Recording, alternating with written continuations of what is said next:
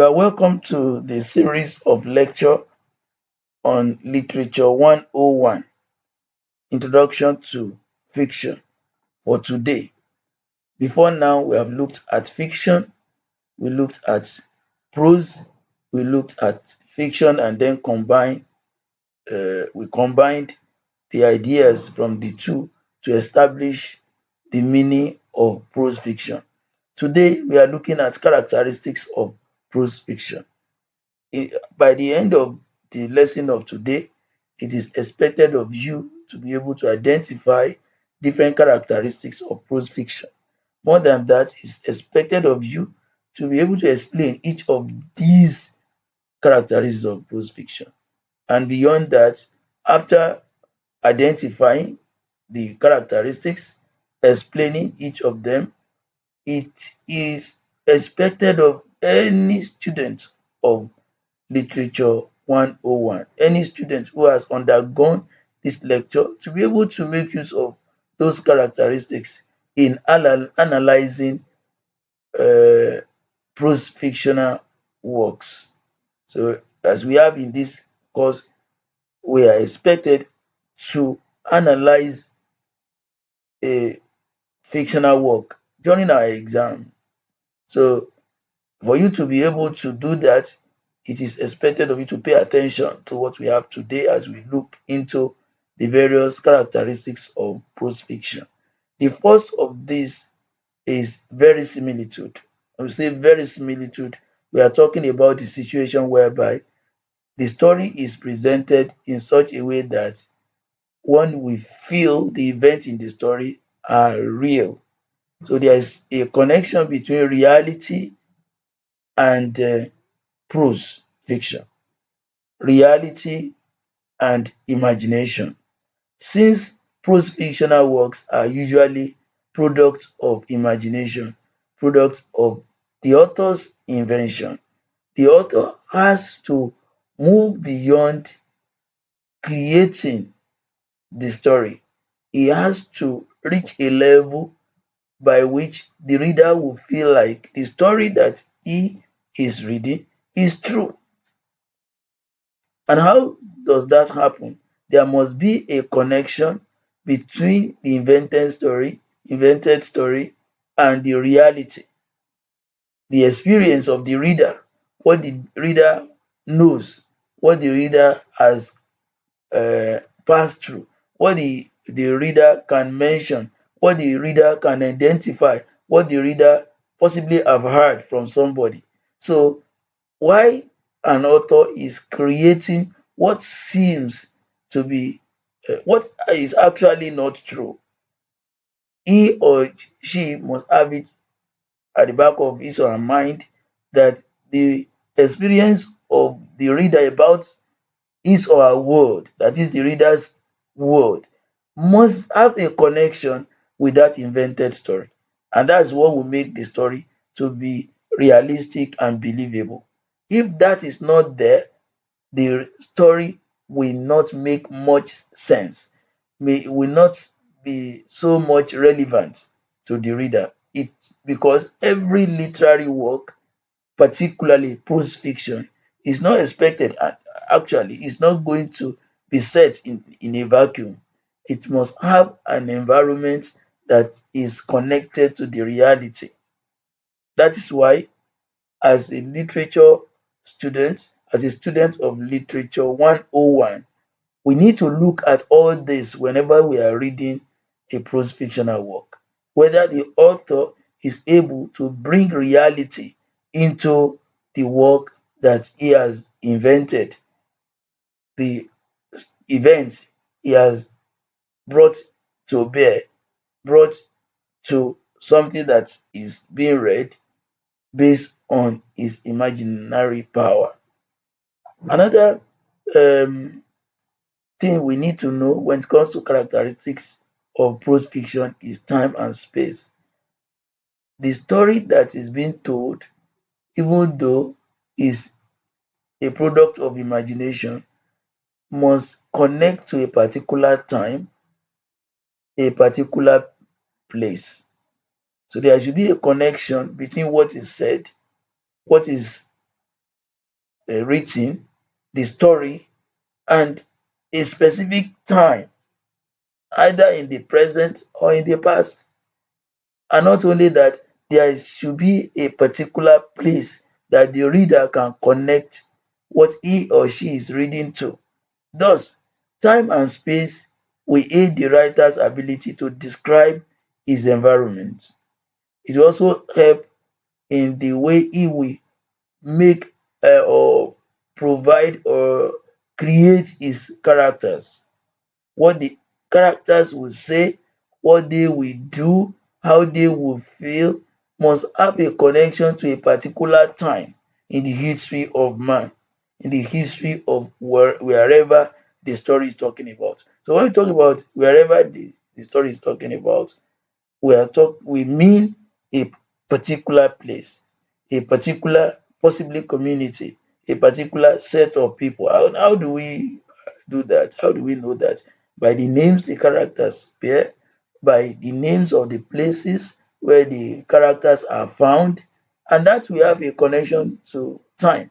So what people do at a particular time will reflect the space that is available for them at the time they do that. So both time and space cannot be separated when it comes to the composition of a prose fiction. The story must have a connection to a particular time in the history. If it is a contemporary story, the story will be talking about things that people are aware of, maybe like AI, talking about technology, talking about uh, issues that are common to human beings, humanity at the present time. It might be something that is talking about pre-colonial era, colonial era. Like when we read books like Things Fall Apart, one will note that that is actually talking about the pre-colonial era or possibly colonial era, since the author's emphasis was how or is how white ideology should not be acceptable in his society. By now, if we are reading that, we know that we don't have anything to do about pre-colonial time. If a story is talking about time, about our time, issues of pre-colonial may not actually come up. Issues about colonial may not actually come up, except there is a reference to things like that.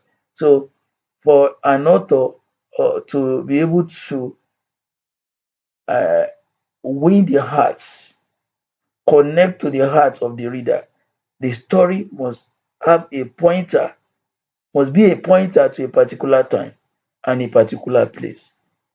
Beyond this, we have volume. Volume talks about the size of the narrative work. No matter what it is, there is a length that a work of art should have, especially a narrative work. So that length that will form the size of the work is what we call volume. So some people say, ah, the book is voluminous. That's talking about the size of it, how long it is, the length of it. And when it comes to literature, when it comes to things like this, we can identify the volume of a narrative work based on the type of narrative work it is. If it is the novel, that will be the biggest size. It can be a novella, the one that comes immediately after novel. We have novelette, the one that is lower than or is not as big in size uh, as a novella. And we have short story, which is the least among them.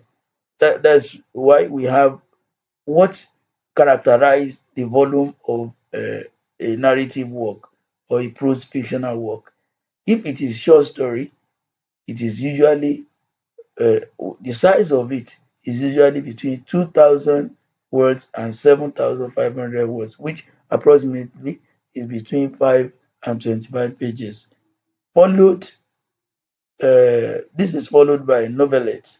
So in the case of novelette, we have 7,500 words to 17,500 words. which is approximately between 25 and 60 pages. After novelette, we have novella, and that is between 17,500 words and 50,000 words. That is between 60 and 170 pages. And the longest of prose fiction that we have is novel. Novel will have at least 50,000 words or 170 pages. So from this, see that we have short story, which is shorter than novelette. We have novella, which is longer than novelette but shorter than the novel. So why novelette is longer than short story is shorter than novella. Why novella is no longer than novelette is shorter than the novel. But among the four of them, the largest, the most voluminous type of prose fiction is is the novel. While the shortest form is short story. So in between the short story and the novel, we have novelette and novella. That's talking about the volume. That's what will determine how big the work of prose fiction is. The next thing we are looking at is atmosphere. The atmosphere emphasizes the emotional feeling that is attached to the reading of the narrative or a narrative work. Some, when they read, they feel happy. Some, when they read, they feel sad. Some, when they read, they feel disappointed. All these do not just happen by chance, they happen based on the environment, the feelings, or the choice of words, so to speak, that the author might have used to convey his own feeling or the expected feeling from the reader. For example, I've heard that when after somebody had finished reading how Europe underdeveloped Africa, he went out of the library and a white man he saw, he gave the white man a slap. Why has he done that? He had got that feeling of doing that from what he read in the library, from the book, how Europe underdeveloped Africa. So what the feelings that surround what he's reading prompted emotion of anger. So the intensity of emotion in any particular work depends largely on the ability of the author to employ descriptive details. So the author is expected to make use of all the five senses so that when the reader is reading, he is carried along from these perspectives.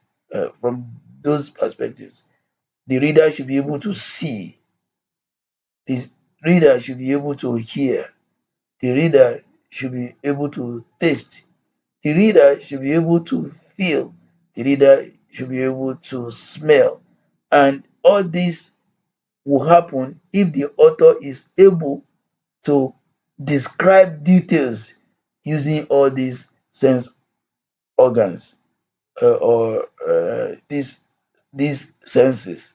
So the feelings that pervade the work or the mind of the person reading while going through a work or a narrative work is what we call atmosphere. The atmosphere may be tense, the atmosphere may be friendly, the atmosphere may be that of joy, may be that of happiness, depending on what the author wants his reader to feel. We have tone too. Tone is the attitude of the writer to a particular issue. If the atmosphere is generating anger, it means the tone of what the author has put down should generate anger, must have generated anger. And that's what will make the reader also feel anything that something that had to do with anger. If it is that of sadness, the tone, the attitude of the author will generate that kind of thing. So it is usually elicited in the narration without the writer pointing it out or making direct comments. So usually the author will not say, as you are reading my work, I expect you to be angry. Expect you to be sad. I expect you to be happy. No, but he will indirectly make one feel, go through all those things based on his own attitude to the central issue in that story. If it is his attitude to the issue in the story is that of nonchalance, of being nonchalant, it will reflect in the choice of words the author will make while writing. If it is the one that should uh, uh, generate a kind of love, the choice of word the author will make will encourage that. So tone could be that of contempt, of ridicule, or condemnation. It could be of admiration, exhortation, and so on. But what will make all this to happen is the choice of word the author makes use of while he is writing the story. So today we have looked at characteristics of prose fiction and we have identified them one after the other.